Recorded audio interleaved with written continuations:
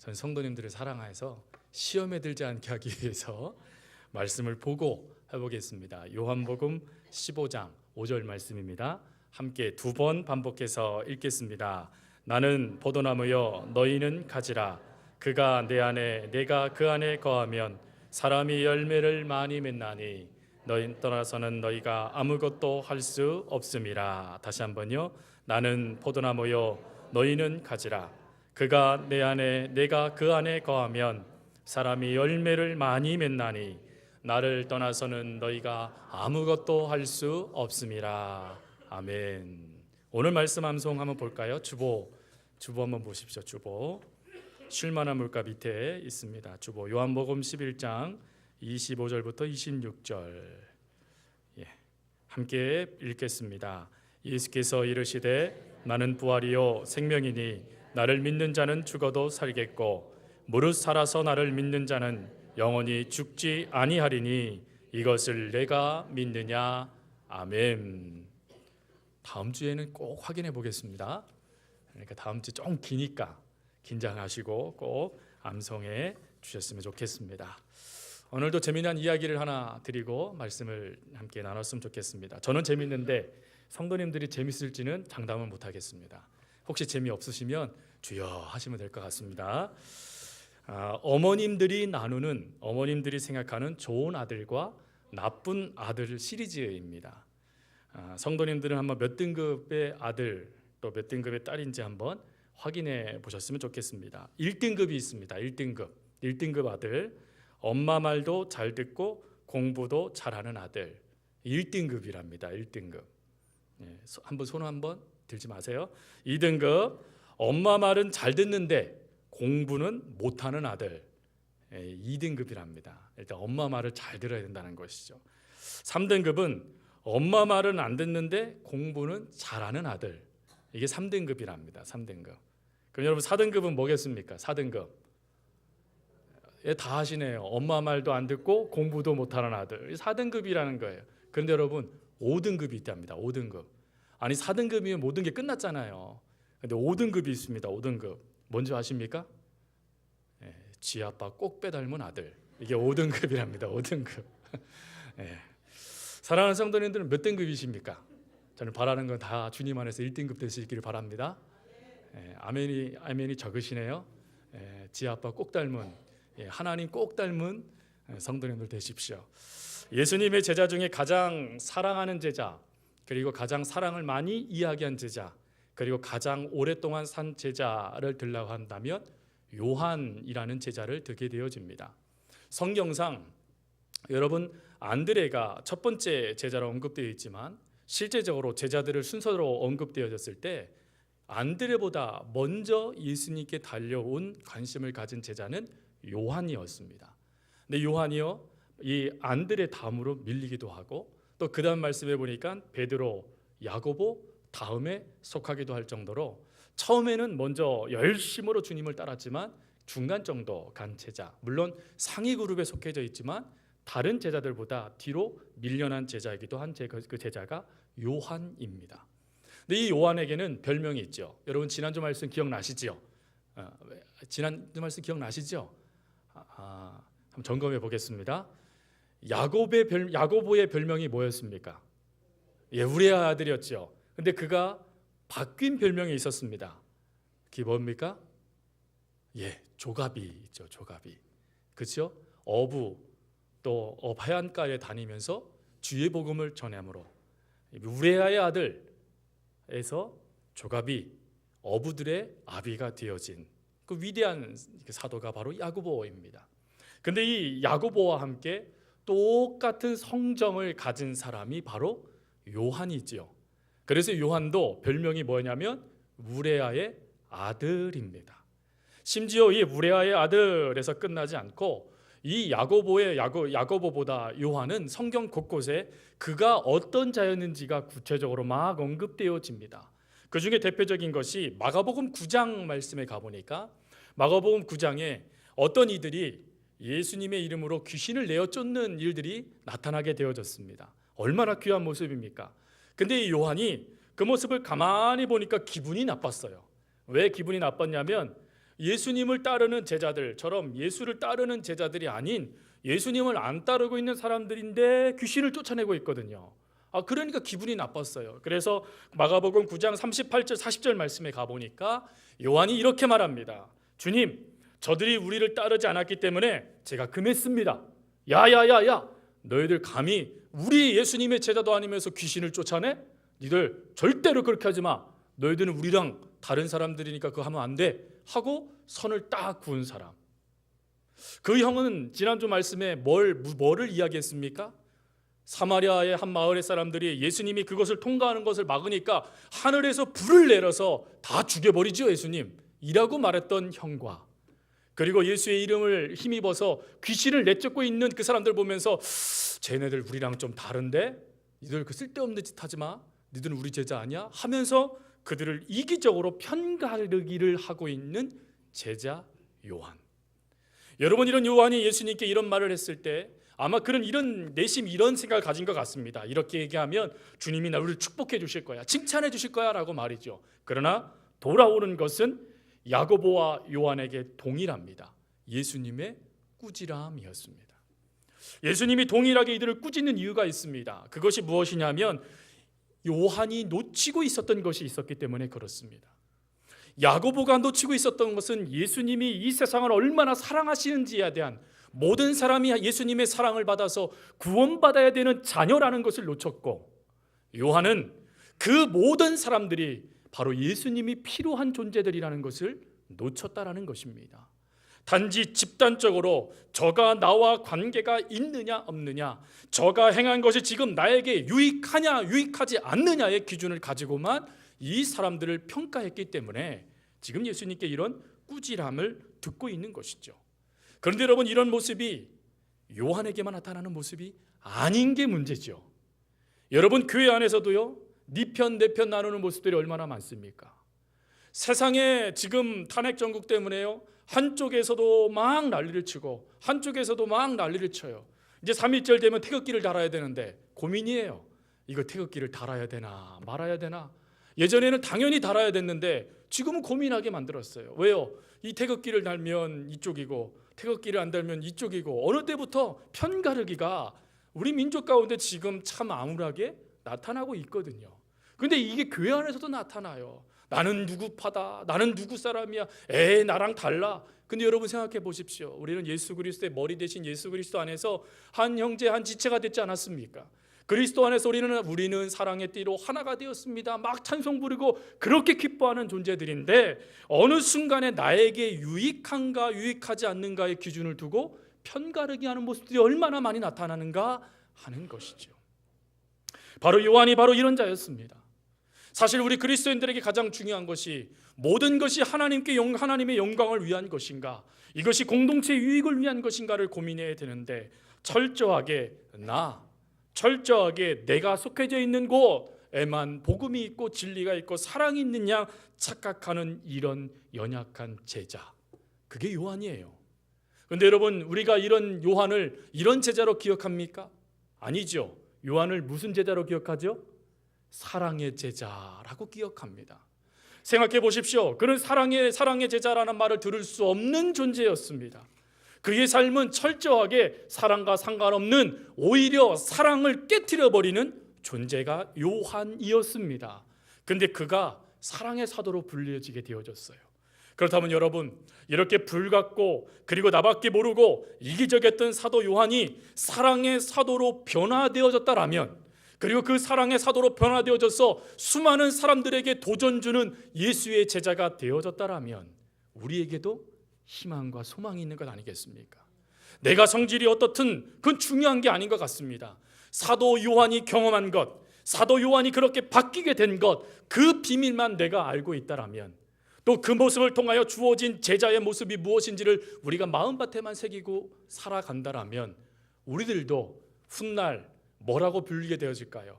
사랑의 성도, 사랑의 권사, 사랑의 장로, 사랑의 집사다라는 말을 듣게 되지 않겠습니까? 저희 모든 성도님들의 그런 은혜가 있길 바랍니다. 그럼 여러분, 비밀이 뭘까요? 도대체 이 요한이 무엇을 하나님을 통하 예수님을 통하여 경험했기에, 그리고 하나님께서는 이 요한을 어떻게 사용하셨기에 사랑의 제자라는 말을 들었을까요? 그 비결은 많이 있지 않더라고요. 성경에서는 딱 하나만 이야기합니다. 그게 뭐냐면 사랑 때문이라는 겁니다. 사랑 때문에. 예전에 임재범 씨가 부른 모 방송의 드라마 OST 가운데 이런 가사가 있어요. 사랑, 그 사랑 때문에, 그 사랑 때문에 내가 살아서 라는 그런 가사가 있습니다. 우연치 않게 요한 사도에 대한 설교를 막 준비하고 있는데 우연치 않게 그거를 유튜브를 통해서 듣게 되어졌어요. 근데 유튜브를 통해서 그 가사를 가만히 듣고 있는데요, 이게 기가 막힌 요한의 고백인 거예요. 이것을 조금만 바꾸니까 놀랍더라고요. 사랑, 주님의 그 사랑 때문에 내가 지금껏 살아요. 이게 요한의 고백이 되더라고요. 사랑하는 성도 여러분, 요한은 다른 어떤 제자들보다도 가장 오래 산 제자였습니다. 많은 제자들이 순교하여 사라졌을 때 끝까지 오랫동안 살아서 끊임없이 사랑이란 그 단어를 가지고 하나님의 복음을 전한 제자가 바로 요한 사도였습니다. 그러나 그의 첫 출발은 사랑과는 상관이 없는 비슷한 모습이었어요. 그게 뭐냐면 예수님을 좋아서 따랐던 제자였습니다. 이런 글이 있더라고요. 좋아하는 것과 사랑하는 것. 좋아하는 것은 그 사람으로 인해 내가 행복해졌으면 하는 것이고, 사랑하는 것은 그 사람이 나로 인해 행복해졌으면 하는 것이다.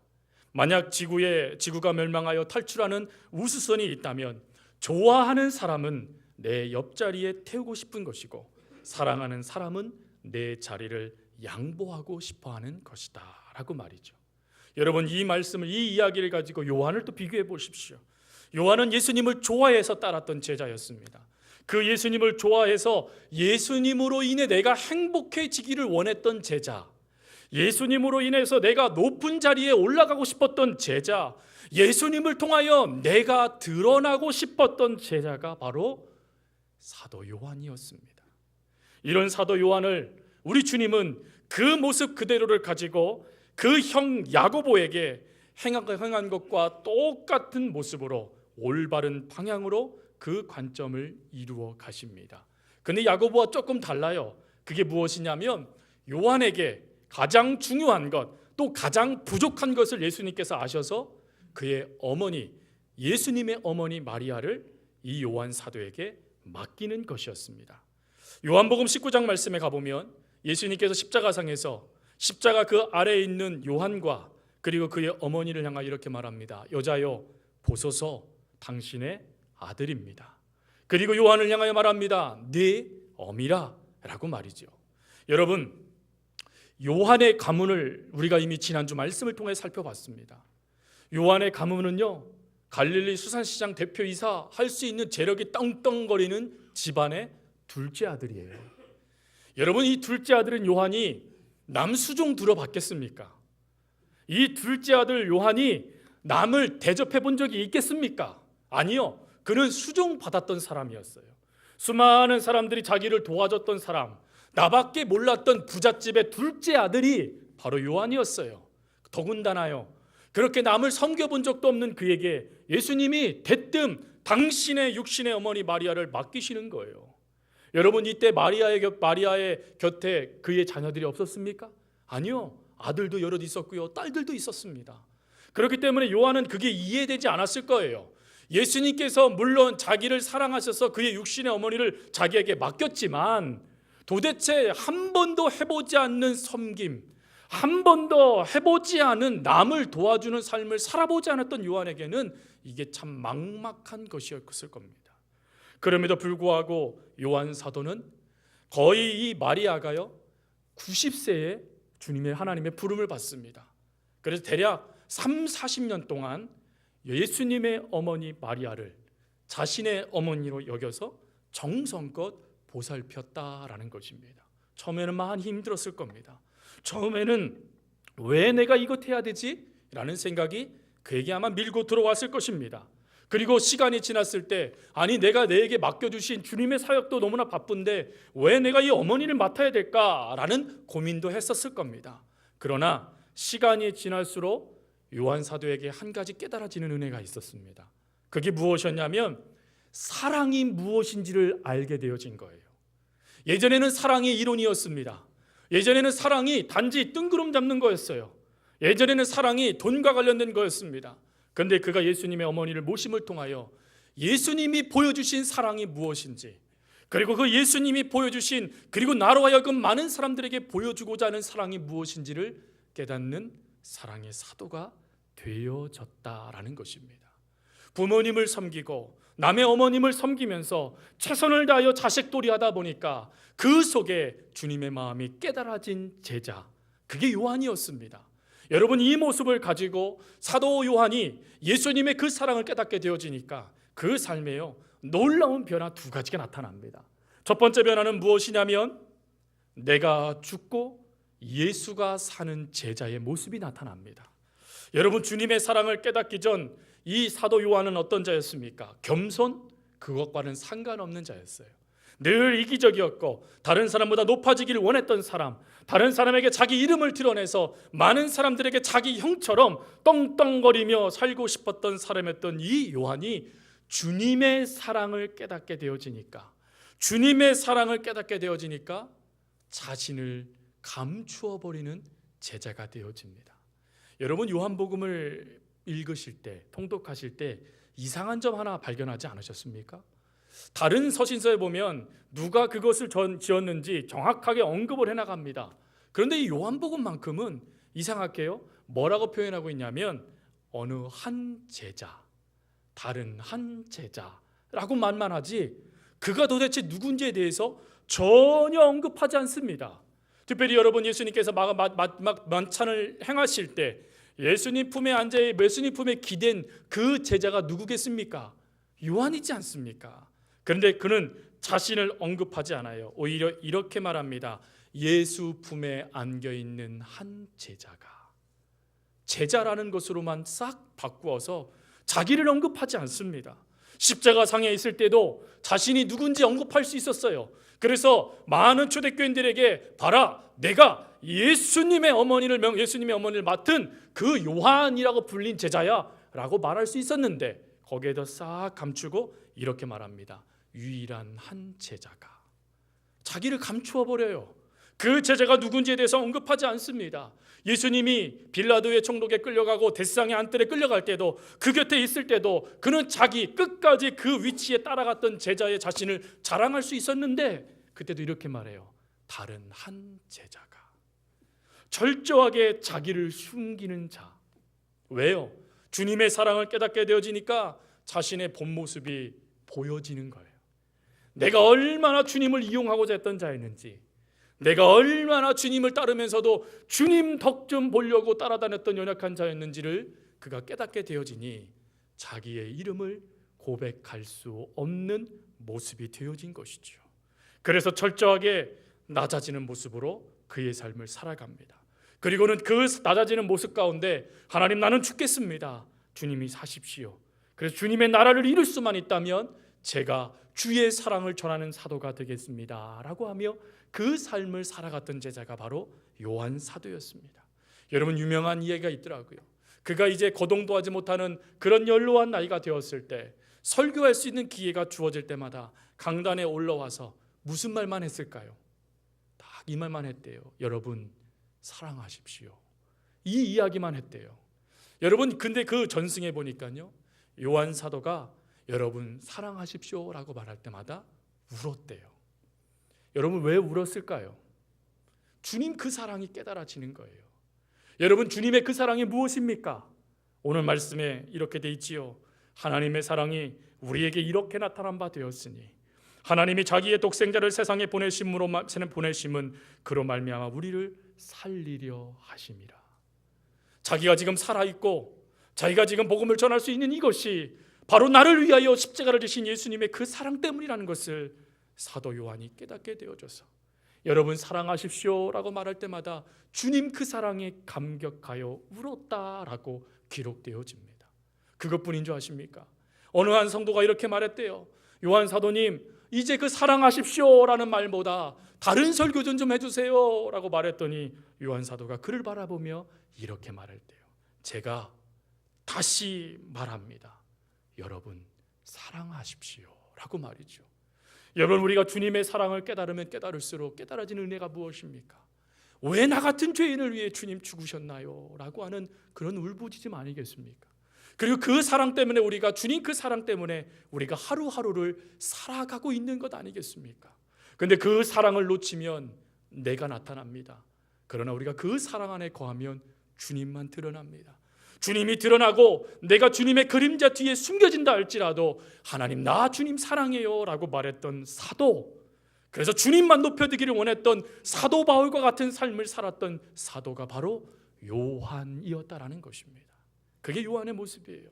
그리고 주님의 사랑을 깨닫게 되어지니까 두 번째 또 은혜가 있습니다. 그게 무엇이냐면 이 요한 사도는요, 믿음으로 끝까지 살아갔던 제자였습니다. 좀 전에 말씀드린 대로 요한이 예루살렘으로 돌아올 때 그때 나이가 대략 89세, 90세 정도 되었습니다. 이때는 이미 자기와 함께 예수님의 가르침을 받았던 3년 동안 함께 동고동락했던 제자들이 다 순교한 다음이었어요. 여러분, 이때 순교한 이때에 요한 사도는 끝까지 살아남아서 하나님의 사랑을 전하는 위대한 사도가 되어집니다. 근데 그가 그렇게 끝까지 살아날 때 그의 삶이 평탄했을까라고 우리는 생각합니다. 왜요? 주님의 사명을 맡았기 때문이지요. 그러나요, 그렇지 않습니다. 그는요, 순탄치 않은 말년을 보냈습니다. 심지어 어느 전승에 보니까 끓는 기름 솥에 던져지는 일을 경험하게 되어졌고, 또 독한 독을 마시는 일도 그에게 주어졌으며, 그가 80세 되었을 때 반모섬으로 유배되어졌을 때 김정희 유배지처럼 이렇게 편안하게 걸어다니는 그런 게 아니라 그 반모섬의 돌산에 가서 돌을 깨는 일을 행했던 사람이 바로 요한 사도였다라는 것입니다. 요한 사도가 그 돌을 깨면서 하나님께 이렇게 말했대요. 주님, 내가 어머님도 다 봉양했고, 내가 에베소 교회의 감독직도 충실하게 수행했고, 주님께서 원하시는 모든 사명을 다 이루었는데 왜 제 생명은 걷어가지 아니하십니까? 내 동료들, 내 이웃들이 주님의 순교의 잔을 마셨듯이 하나님, 나도 순교의 잔을 마시고 싶습니다. 하나님, 제발 제 삶을 걷어가 주십시오라고 기도했다라는 거예요. 여러분, 그러나 이 사도 요한의 위대한 점은 그렇게 기도했지만 끝까지 그 믿음으로 살아갔던 제자였기 때문에 그렇습니다. 순교는 참 힘들고 어려운 것일 거예요. 아마 엄청난 용기도 필요할 것입니다. 그러나 여러분, 순교보다 더 힘들고 어려운 것이 무엇인지 아십니까? 믿음으로 끝까지 사는 것입니다. 믿음으로 변질되지 않고 수많은 고난과 수많은 핍박과 수많은 눈물의 고통들이 밀려오는 그때에 그래도 주님 복음 끌어안고 그 자리에서 견디는 것, 이것만큼 힘들고 어려운 것이 얼마나 없겠습니까? 그러므로 사랑하는 성도 여러분, 저는 바랍니다. 요한 사도가 주님 사랑 깨달아서 끝까지 그 사랑 가운데 믿음으로 견디어내었다라면 여러분, 우리들도 주님 사랑 깨닫고 주님 사랑 안다라면 끝까지 견디어낼 수 있음을 믿습니다. 사도 요한이요, 그 고통 가운데 주님의 놀라운 음성 하나를 들어요. 그게 무엇이냐면 그 말씀을 요한복음에 적어놨어요. 요한복음 13장 1절 말씀에 자기가 이렇게 끝까지 견딜 수 있는 것이 도저히 설명이 되지 않았는데 이게 설명되는 은혜를 그가 경험해요. 그게 무엇 때문이었냐면 13장 1절 이렇게 돼 있어요. 세상에 있는 자기 사람들을 사랑하시되 끝까지 사랑하시니라. 여러분, 요한 사도가 끝까지 믿음으로 견딜 수 있었던 것이 무엇 때문이라고요? 주님이 끝까지 요한을 사랑해 주셨기 때문이라는 거예요. 눈에 보이지 않습니다. 손에 붙잡히지 않습니다. 같이 음식을 먹을 수도 없습니다. 그러나 주님께서, 하늘나라에 올라가신 주님께서 이 요한 사도와 함께 하셔서 그 사랑 안에서 견디게 해 주셨다라고 고백하고 있는 것이죠. 그리하여 그 형 야고보는 첫 번째 순교자가 되어졌고, 이 요한 사도는 주님의 그 사랑 안에서 끝까지 견디는 제자의 산 순교자가 되어졌습니다. 사랑하는 성도 여러분, 이 요한 사도의 말씀을 묵상하다가 그런 생각이 밀려오더라고요. 요한 사도는 그 말년에 주님께 뭐라고 고백했을까? 주님께서 그 생을 마감하고 하늘문을 여시고 그 요한 사도를 향하여 두 팔을 벌리시는 모습을 봤을 때 요한 사도는 하나님께 뭐라고 고백했을까라는 그런 생각 말이죠. 한참 그 생각을 하고 묵상을 하는데 주님이 두 가지 말씀을 저에게 주시더라고요. 성경에 있는 말씀을요. 첫 번째 말씀은 뭐였냐면 예수님께서 십자가상에서 하신 말씀이었어요. 다 이루었다라는 말씀이요. 그리고 마지막 말씀은 사도 요한이 요한계시록 마지막에 써놓은 말씀이에요. 마라나타, 아멘, 주 예수여 오시옵소서. 그 말씀이 밀려오자마자 그런 감동이 되어지더라고요. 실제로 그랬는지는 모르겠습니다. 아마 그가 이렇게 고백했을 것 같더라고요. 하나님, 제가 지금까지 하나님 앞에 살아올 수 있었던 것, 이기적이고 나밖에 모르고 나 중심적이고 다른 사람과 나를 다르다라고 배타적으로 늘 잘라버리는 삶을 살았던 나 같은 죄인이 주님의 사랑을 받고 이렇게 견딜 수 있게 해주신 것 감사해요. 하나님, 나밖에 모르는 내 목숨을 위해 살았던 내가 주님을 사랑하여 주님을 위해 살게 해주신 것도 감사해요. 주님, 제가 다 이룰 수 있도록 끝까지 견디게 해주신 거 감사해요. 마라나타, 아멘, 주 예수여 오시옵소서라고 고백하지 않았을까? 사랑하는 성도 여러분, 주님은 누구나 다 우리를 부르세요. 여기 앉아 계신 분 중에 다 부름을 받게 되실 거예요. 그때 여러분, 우리도 이런 고백할 수 있었으면 좋겠어요. 하나님, 나 끝까지 나밖에 몰랐던 내가, 끝까지 나 중심이었던 내가 주님 사랑 때문에 견딜 수 있었네요. 주님 사랑 때문에 이 일 다 완성할 수 있었네요. 주님 감사해요 라고 고백할 수 있는 그 고백 말이죠. 저는 그 은혜가 우리 가운데 있기를 바라요. 그리고 말씀을 묵상하다가 주님이 저에게 물어보시는 말씀이 있었어요.